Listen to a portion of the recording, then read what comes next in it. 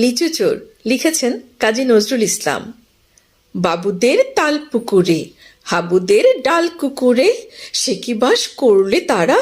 বলি থাম একটু দাঁড়া। পুকুরের ওই কাছে না লিচুর এক গাছ আছে না, হোথা না আসতে গিয়ে ইয়াবড়ো কাস্তে নিয়ে, গাছে গিয়ে যেই চড়েছি ছোট এক ডাল ধরেছি, ও বাবা মরাত করে পড়েছি সরাত জোরে, পড়বি পর মালির ঘাড়ে, সে ছিল গাছের আড়ে, বেটা ভাই বড় নচ্ছার, ধুমাধুম গোটা দুধচার, দিলে খুব কিলো ঘুষি, একদম জোরসে ঠুসি, আমিও বাগিয়ে থাপড়, দেহাওয়া জাগিয়ে কাপড়, লাফিয়ে ডিংনু দেয়াল, দেখি এক ভিট্টে শেয়াল, আরে ধ্যাৎ শেয়াল কোথা, ভোলাটা দাঁড়িয়ে হোথা, দেখে যেই আঁতকে ওঠা, কুকুরও জুড়লে ছোটা,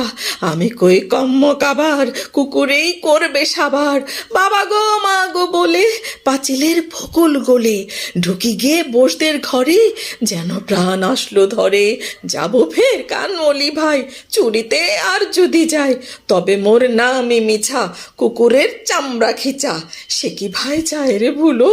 মালির ওই পিটনি গুলো, কি বলিস ফের হপ্তা, তৌবা না খপ্তা।